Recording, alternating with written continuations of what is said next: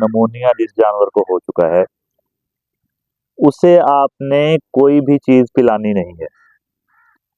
अगर आपने कोई चीज उसे ड्रिंच कर दी, ड्रिंच गन के साथ या बोतल के साथ पिला दी, तो 90% चांसेस हैं कि आपका जानवर 8 से 10 घंटे में एक्सपायर हो जाएगा।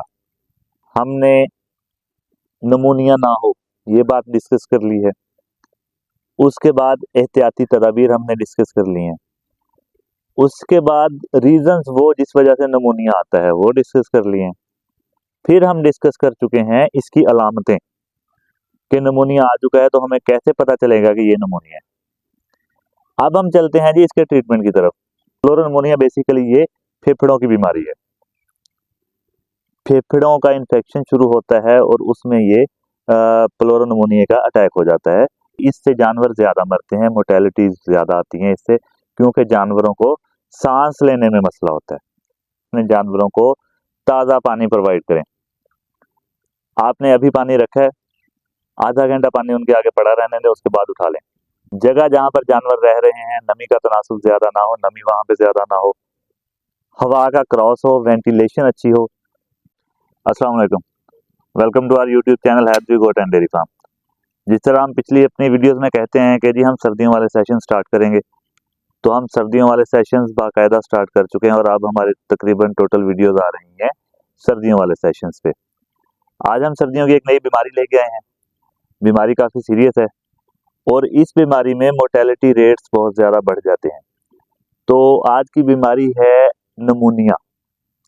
बकरियों में नमूनिया के केसेस बहुत ज़्यादा आ रहे हैं और आज ही कांटेक्ट हुआ था एक भाई से, वो कह रहे थे कि जी नमूनिया हमारे जानवरों में बहुत ज़्यादा आ रहा है और नमूनिया की वजह से जानवर हमारे मर रहे हैं। डॉक्टर साहबान आ रहे हैं, ट्रीटमेंट कर रहे हैं, मगर रिकवरी स्पीडी नहीं आ रही। कुछ जानवर एक्सपायर हो रहे हैं तो कुछ बच रहे हैं। इस पे डिस्कशन करनी थी। एक उनकी और कंप्लेन थी कि जी डॉक्टर साहबान क्या करते हैं कि जी आए, ट्रीटमेंट किया और अपने बैग में से ही इंजेक्शन भर लेते हैं। हमें ना बताते हैं ना हमें दिखाते हैं ये कौन सा इंजेक्शन लगा रहे हैं। तो डॉक्टर साहबान से गुजारिश है, सबसे पहले तो वीडियो हम बाद में स्टार्ट करते हैं कि सर देखें, रोजी का मालिक अल्लाह पाक है, रोजी अल्लाह ने आपको देनी है। तो अगर आप किसी फार्मर को ट्रीटमेंट बता देंगे तो ये एक सदका जारी है।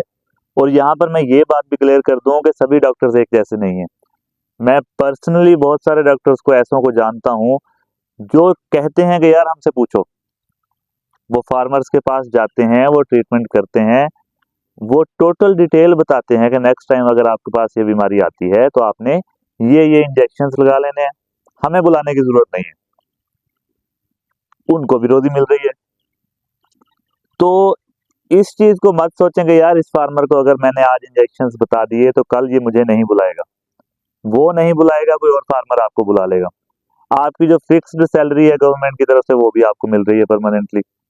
तो फार्मर्स के लिए कोशिश करें कि आसानियां पैदा करें ताकि फार्मर्स जो कि एक पिसा हुआ तबका है, चाहे हम एग्रीकल्चर में आ जाएं या चाहे हम फैक्टरिंग में या गोट फार्मिंग में आ जाएं, डेयरी फार्मिंग में आ जाएं, तो ये कोई बहुत ज्यादा अमीर नहीं होते हैं।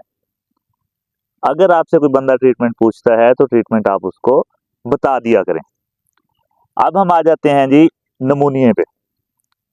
नमूनिया की रीजंस क्या हैं, इससे हम बच किस तरह सकते हैं, और अगर नमूनिया आ चुका है तो हमने इसका इलाज क्या करना है, इसकी अलामतें क्या होंगी, और गब्बन और खाली जानवरों में इसका कौन कौन सा ट्रीटमेंट करना है। क्योंकि एक ऐसा इंजेक्शन नमूनिया में इस्तेमाल होता है जो आपने गब्बन जानवरों को कभी भी नहीं लगाना है। तो सबसे पहले हम आ जाते हैं जी नमूनिया से बचाओ, यानी कि नमूनिया हमारे जानवरों में आए ही ना।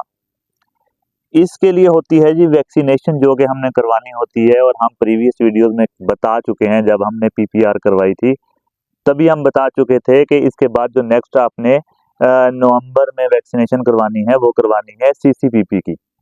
जिसने सीसीपीपी वैक्सीन करवा ली थी उसके पास इतने नमूनिया के केसेस नहीं आए हैं या बिल्कुल ही नहीं आए हैं।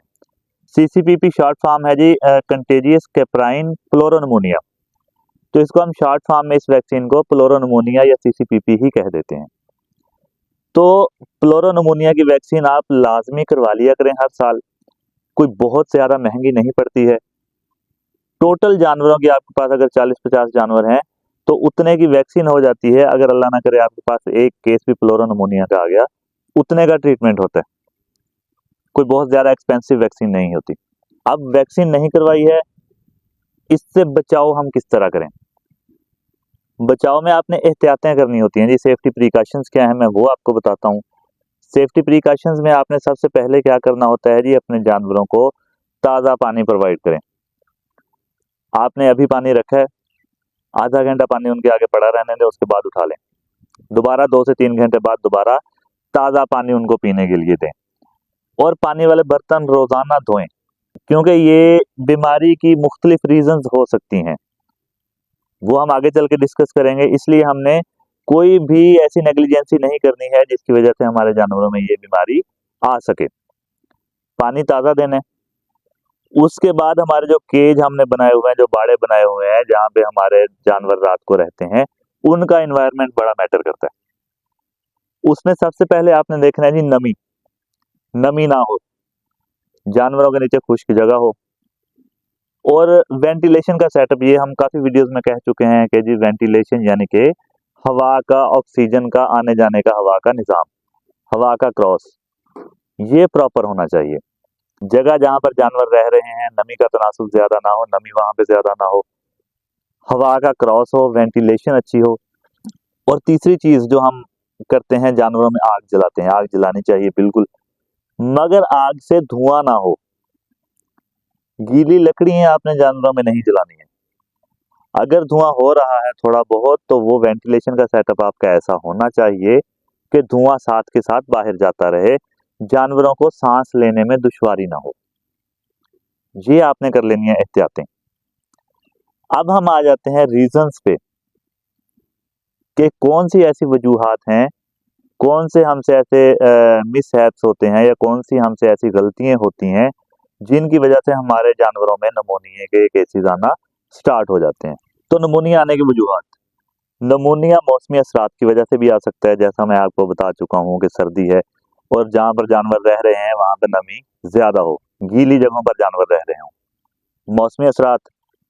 उसके बाद कोई भी बीमारी आपके जानवरों में आई, उस बीमारी की रीजंस की वजह से भी, प्लोरोनमोनिया बैक्टीरिया और वायरस दोनों की वजह से होता है। प्लोरोनमोनिया बेसिकली ये फेफड़ों की बीमारी है, फेफड़ों का इन्फेक्शन शुरू होता है और उसमें ये प्लोरोनमोनिया का अटैक हो जाता है।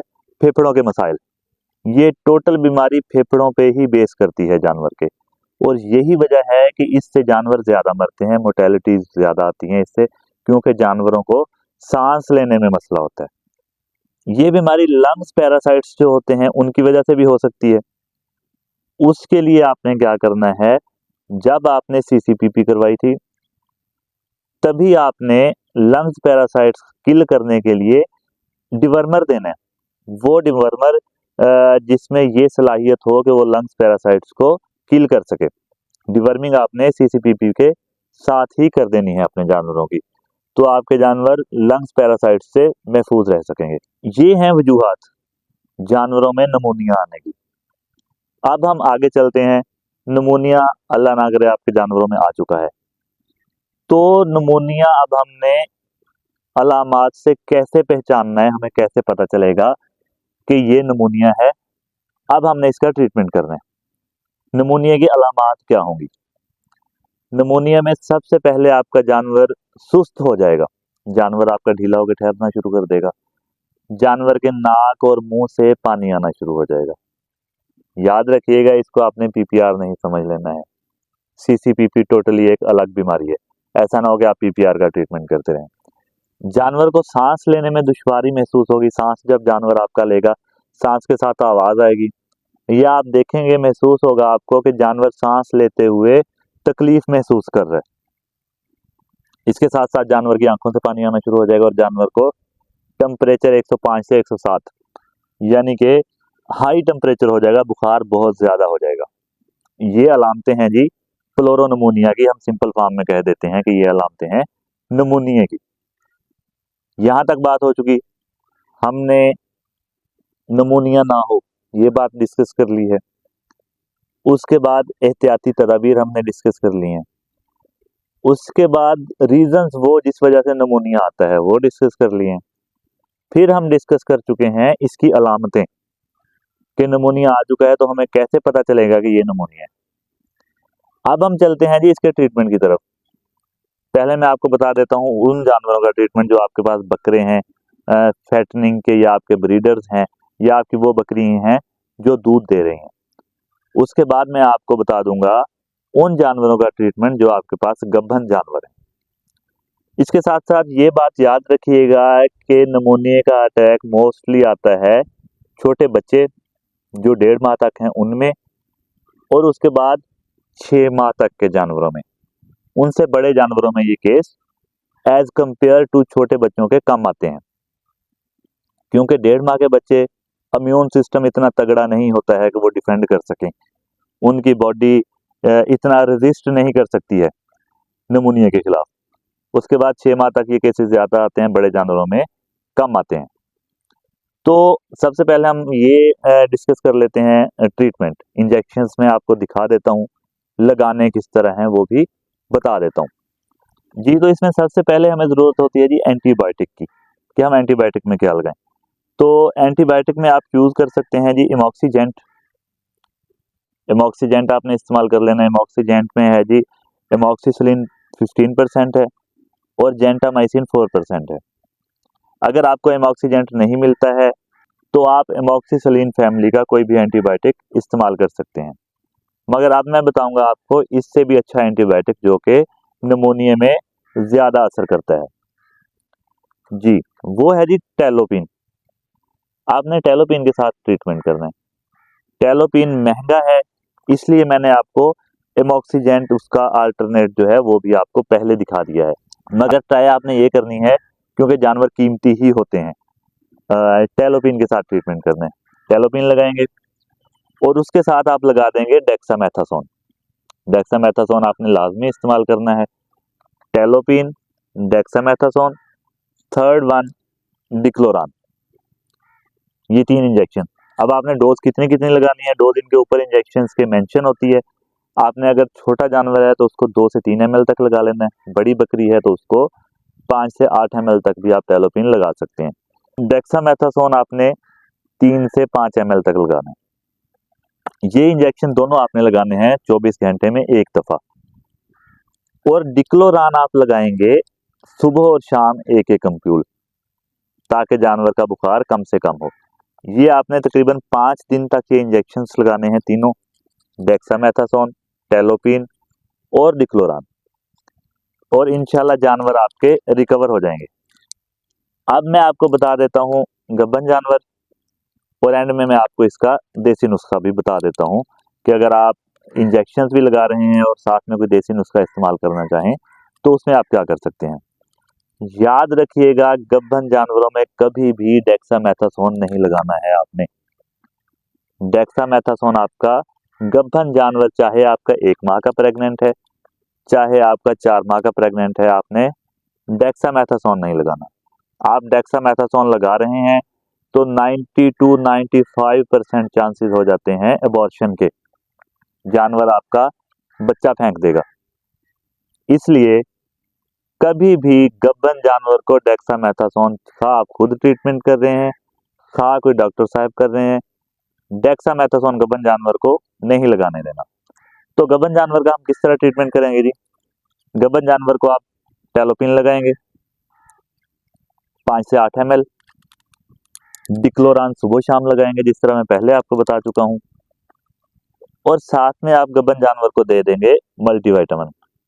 AD3 लगा दें, एमीवाइकाम लगा दें, कोई भी आपके पास अवेलेबल है विटामिन वाला इंजेक्शन आप वो लगा देंगे।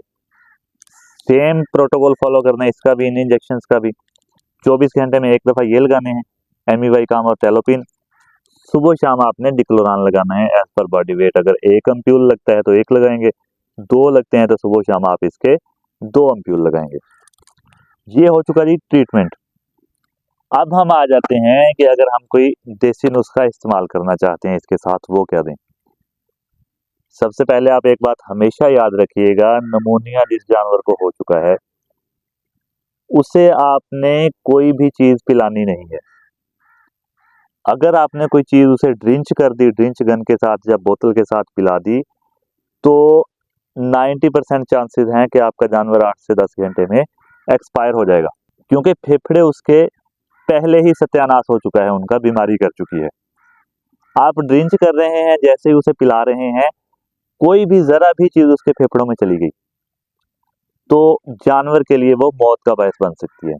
इसलिए जब आपके जानवर को निमोनिया हो चुका है, तब आपने उसका इंजेक्शंस के साथ ट्रीटमेंट करना है। कोई भी सिरप नहीं पिलाना, कोई भी काढ़ा बना के नहीं पिलाना जब तक आपका जानवर ठीक नहीं हो जाता है। तो फिर करें क्या? क्या खिलाएं जानवर को? जानवर ऑफ फीड भी हो चुका है। इसमें आपने क्या करना है जी, आपने दलिया पकाना है। उसमें आप डाल लेंगे सौंफ, दालचीनी, मलट्ठी, जवाइन और हस्बे जायका गुड़। ये आप थोड़ा सा पका लें, चाहे दलिया आधा पाव जितना पकाएं, आधा आधा चम्मच इन चीज़ों का डाल दें, 1-2 टुकड़े दालचीनी के डाल दें। इसे पका लें थोड़ी देर। पकाना इस तरह है कि ये पतला हो जाए। पतला करके आपने चम्मच के साथ, अगर तो जानवर खुद खा रहा है तो उसके आगे करें, आप किसी बर्तन में डाल के खुद खा ले। खुद नहीं खाता है तो चम्मच के साथ आपने हल्का हल्का उसके मुंह के अंदर डालना है, बस जबरदस्ती नहीं खिलाना है। चम्मच के साथ थोड़ा थोड़ा उसके मुंह के अंदर डालें तो वो खुद खाएगा। जैसे ही उसका स्टमक उसे एब्जॉर्ब करना शुरू हो जाएगा, उसका इम्यून सिस्टम वर्किंग में आ जाएगा, तो जानवर 1-2 दिन में फिर खुद ब खुद खाना शुरू कर देगा। ये इस तरह आपने खिलाना है, पिलाना कुछ भी नहीं है, जबरदस्ती खिलाना कुछ भी नहीं है। इन इंजेक्शंस के साथ आपने ट्रीटमेंट करना है। ये थी आज की वीडियो। उम्मीद करते हैं निमोनिया का ट्रीटमेंट समझने के लिए ये वीडियो आपके लिए इंफॉर्मेटिव साबित हुई होगी। इसके बाद भी अगर आपके पास इश्यूज आते हैं, आपको निमोनिया के केसेस की समझ नहीं आती है, या कोई केसेस आपके पास आ जाते हैं जो इस ट्रीटमेंट के साथ भी रिकवर नहीं हो रहे हैं, तो आप हमारे साथ कांटेक्ट कर सकते हैं। नंबर आपकी स्क्रीन पर शो हो रहा है, 030678399907। हम हर टाइम अवेलेबल हैं और हमारी ट्राई ये होती है कि हम तब तक फार्मर्स के साथ कांटेक्ट में रहें जब तक कि उनके जानवर बिल्कुल ठीक ना हो जाएं। रिप्लाई लेट हो सकते हैं, मगर ऐसा कभी भी नहीं होगा कि हम आपको रिप्लाई नहीं करेंगे। कोशिश ये कीजिएगा, आप ये रिक्वेस्ट समझ लें कि आपने वीडियो सेंड कर लेनी है, वॉइस मैसेजेस कर लेने हैं, टेक्स्ट मैसेजेस कर लेने हैं, मगर कॉल्स नहीं करनी है, ना ही इस नंबर पे, ना ही व्हाट्सएप पे। कॉल्स करने से अवॉइड कीजिएगा। निमोनिया के अकॉर्डिंग आपका कोई भी क्वेश्चन हो, कोई और बीमारी आपके फार्म पर आ चुकी है, आप न्यू फार्मिंग स्टार्ट करना चाहते हैं, खा बड़े जानवर हैं या छोटे जानवर हैं, इंशाल्लाह हम आपके साथ तब तक कांटेक्ट में रहेंगे जब तक आपके प्रॉब्लम्स सॉल्व नहीं हो जाते हैं और आपके जानवर ठीक नहीं हो जाते हैं। तो मिलते हैं इंशाल्लाह नेक्स्ट किसी भी इंफॉर्मेटिव वीडियो में। तब तक अपना और अपने जानवरों का बहुत सारा ख्याल रखिएगा। अल्लाह निगहबान।